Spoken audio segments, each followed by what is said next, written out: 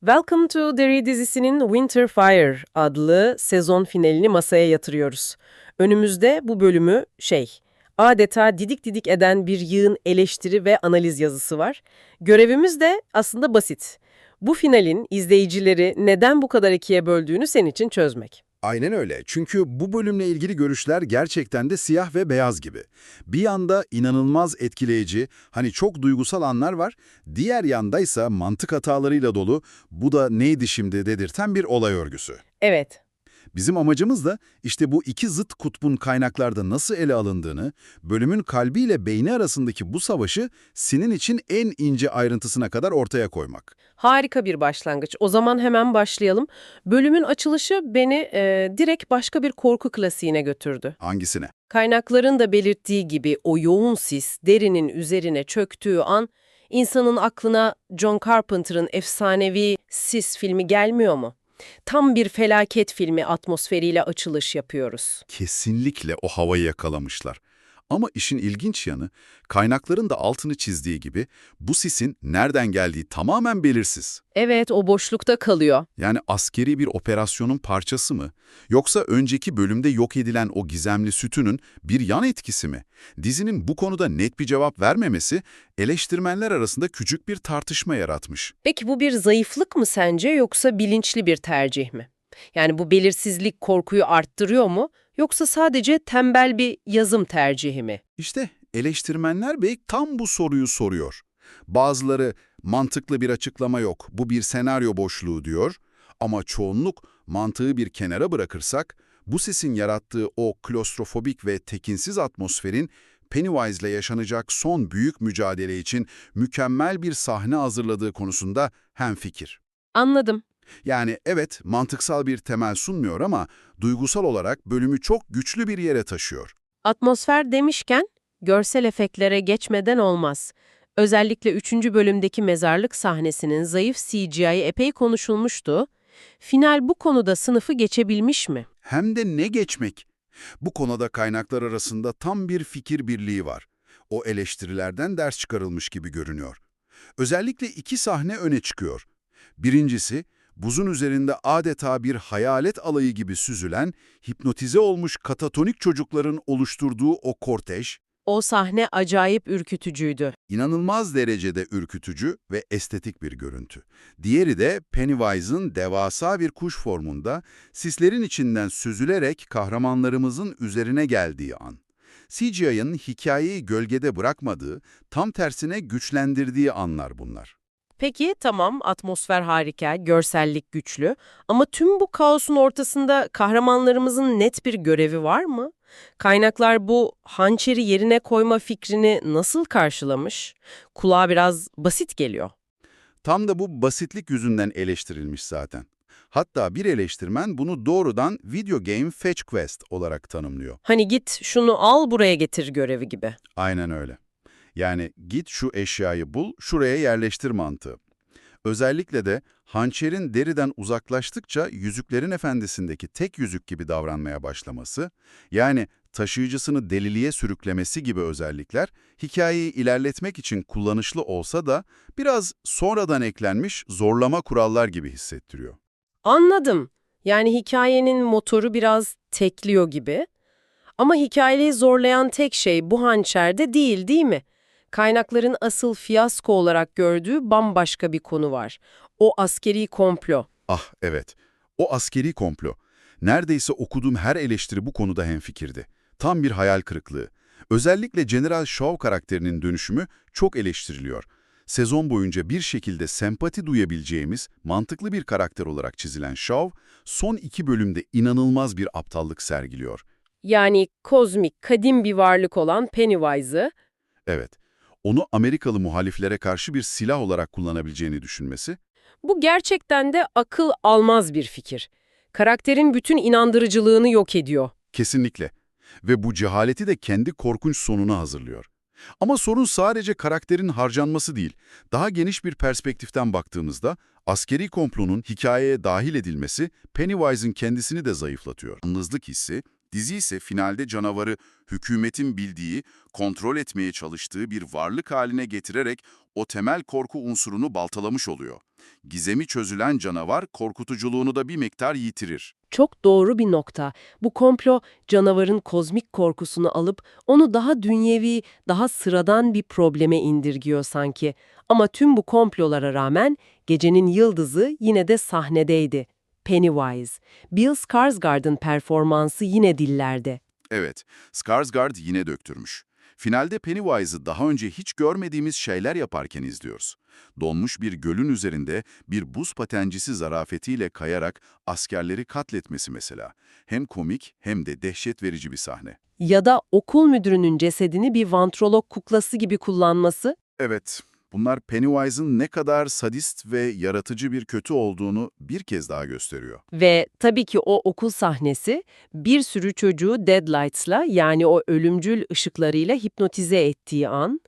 Ama anladığım kadarıyla Pennywise'la ilgili asıl tartışma yaratan şey bu sahneler değil, mitolojiye eklenen yeni bir bilgi. İşte burası gerçekten de eleştirmenlerin fitilini ateşleyen nokta. Final, Pennywise mitolojisine çok ama çok tartışmalı bir ekleme yapıyor. Bir sahnede Pennywise, Marge'a gelecekte evlenip iti yenecek olan o meşhur Losers Club üyesi Richie Tozier'ı doğuracağını söylüyor. Dur bir dakika. Bunu nasıl bildiğini de açıklıyor. Zamanı bizim gibi doğrusal değil, döngüsel olarak algılıyormuş. Geçmiş, şimdi ve gelecek onun için aynı anda var. Bir dakika, bu çok büyük bir iddia. Bu Pennywise'ın yenilgisini en başından beri bildiği anlamına mı geliyor? Bu her şeyi değiştirmez mi? Eleştirmenler ne diyor bu konuda? Tam anlamıyla isyan ediyorlar. Bunun ne filmlerle ne de kitabın temelindeki mantıkla hiçbir şekilde uyuşmadığını savunuyorlar. Bu hamlenin tamamen gelecekteki sezonlara veya olası yan hikayelere zemin hazırlamak için yapılmış beceriksizce bir senaryo hilesi olduğunu söylüyorlar. Yani ticari bir hamle gibi mi duruyor? Kesinlikle. Bir eleştirmen bu hikaye anlatımının bir markayı büyütme ve genişletme ihtiyacına nasıl kurban edilebileceğinin en bariz örneği diye yazmış. Anlatının bütünlüğü ticari kaygılar yüzünden resmen feda edilmiş gibi duruyor. Yani sadece mitolojiyi değil, karakterin motivasyonunu da zedeliyorlar. Üstelik sadece mitolojisi değil, kuralları da sürekli değişiyor gibi değil mi? Kaynaklar bu konuda ne diyor? Bir an tüm kasabayı sisle kaplayacak kadar tanrısal bir güce sahipken bir sonraki an kahramanlarımızın koşu hızına yetişemiyor. Evet, mermiler bazen işe yarıyor, bazen yaramıyor. Bu tutarsızlık fena halde göze batmış. Getiriliyor, canavara istatistikler atama hatası. Yani normalde doğası gereği bilinmez, şekil değiştiren, hani aklımızın sınırlarını zorlayan kozmik bir varlık olan Pennywise'a bu bölümde somut hedefler, bir zaman sınırı ve belirli fiziksel yetenekler veriliyor. Anladım. Bir video oyunundaki boss gibi yani. Tam olarak onu yenmek için belirli bir eşyayı belirli bir yere koymanız gerekiyor. Bu onu bir anda yenilebilir, ölçülebilir ve hatta bazen zayıf bir varlığa dönüştürüyor. Bir masaüstü rol yapma oyunundaki gibi kuralları ve zayıf noktaları olan bir canavar, kuralsız ve anlaşılmaz olandan her zaman daha az korkutucudur. Vay canına, bu harika bir analiz. Yani Pennywise'ı ne kadar tanımlarsan o kadar az korkutucu hale getiriyorsun. Peki tamam, olay örgüsü dağınık, mitoloji tartışmalı, askeri komplo, fiyasko. Bölümün hiç mi beğenilen bir yanı yok? Okuduğum her eleştiride tüm bu karmaşaya rağmen bazı sahnelerin parladığı yazıyordu. Evet, işte bölümün kalbi de tam olarak o sahnelerde atıyor. Kaynakların istisnasız övdüğü tek bir şey var: karakter anları. Leroy'un oğlunu kaybetme korkusuyla o korkusuz adam maskesini tamamen düşürüp hıçkırıklar içinde Dick Hallorann'dan yardım istediği bir an var. Jovan Adepo'nun o sahnedeki performansı birçok eleştirmen tarafından sezonun en iyi oyunculuğu olarak görülüyor. O sahne gerçekten de inanılmazdı.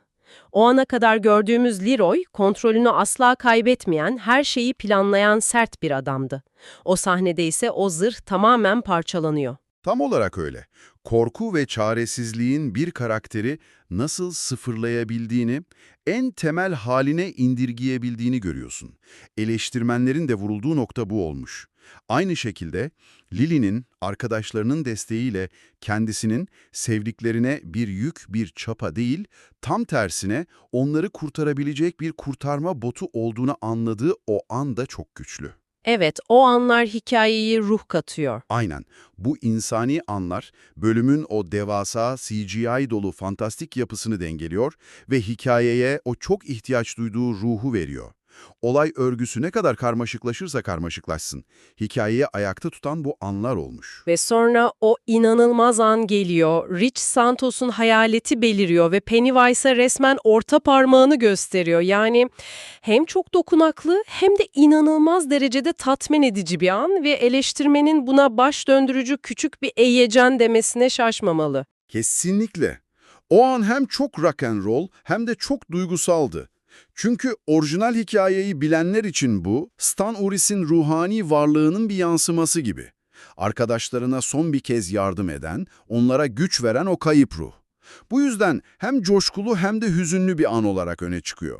Peki savaş bitiyor, hançer ağaca saplanıyor ve Pennywise büyük bir acı içinde küllere karışıyor. Kasabaya bir süreliğine de olsa huzur geliyor. Ama finalde Han'ın ailesinin aldığı bir karar var ki bu da eleştirmenlerin aklını biraz karıştırmış. Tam kasabadan ayrılacakken vazgeçip kalmaya karar veriyorlar. Bu biraz garip değil mi? Evet, bu karar oldukça tuhaf karşılanmış. Çünkü biz onların geleceğini, özellikle Mike Hanlon'ın geleceğini filmlerden ve kitaptan biliyoruz. Oğullarını bu cehennem kasabasında kalmaya ve o döngünün bir parçası olmaya mahkum etmeleri, karakterlerin motivasyonu açısından biraz zayıf bulunmuş, sanki sırf hikaye devam edebilsin diye alınmış bir karar gibi duruyor. Ve tabii ki asıl final jenerikten sonraki sahnede geliyor. Bizi geleceğe 26 yıl sonrasına 1988'e götürüyor. Aynen. Yaşlanmış Bayan Kershi ve Beverly Marsh'ı hem de Sofia Lillis'in canlandırdığı haliyle görüyoruz. Bu sahnenin iki temel amacı var gibi görünüyor. Birincisi, sezon boyunca bir gizem olarak kalan Bayan Kersh'in aslında Pennywise'ın bir yansıması olduğunu netleştirmek. Tamam. İkincisi ve daha önemlisi ise ikinci sezona çok net bir şekilde kapı aralamak. Zaten ekranın sonunda dizinin adının Welcome to Derry, Chapter 1 olarak belirmesi de bu durumu tescilliyor. Yani final bir yandan mevcut hikayeyi sonlandırmaya çalışırken diğer yandan da sürekli geleceğe göz kırpıyor. Tam olarak bu. Eleştirmenlerin ortak görüşü de bu. Geleceğe yatırım çabasının, mevcut hikayenin kendi içindeki tutarlılığını ve etkisini zaman zaman zedelediği yönünde. Hikaye kendi içinde tatmin edici, katartik bir sona ulaşmak yerine adeta bir sonraki bölümün uzun bir fragmanına dönüşmüş gibi hissediliyor. Peki tüm bu kaynakları bir araya getirdiğimizde ne görüyoruz? Winterfire bölümü eleştirmenler tarafından gerçekten de ikiye bölünmüş bir final. Bir yanda Bill Skarsgård, Giovanna Depo ve Chris Chalk gibi oyuncuların sırtladığı inanılmaz güçlü karakter anları, duygusal zirveler ve unutulmaz sahneler var. Diğer yandaysa hantal bir olay örgüsü, evreni genişletmek adına yapılan ve orijinal materyale pek de sadık kalmayan zorlama mitoloji eklemeleri ve bazen o değerli insan unsurunu tamamen gölgede bırakan aşırı CGI yüklü bir görsel şölen bulunuyor. Kısacası, daha önce de dediğimiz gibi, kalbiyle seni yakalayan ama beyniyle ve mantığıyla sık sık tökezleyen bir bölüm var karşımızda. Bu incelemeden sonra sana üzerinde düşünebileceğin bir soru bırakalım o zaman. Bir eseri uyarlarken orijinalinin ruhuna ve o kendine has korku hissine sadık kalmak mı daha önemlidir? Yoksa yeni izleyiciler için evreni genişletmek ve gelecekteki hikayelere zemin hazırlamak mı? Welcome to Derry'nin finali bu iki amaç arasındaki gerilimi ve o zorlu dengeyi net bir şekilde gözler önüne seriyor.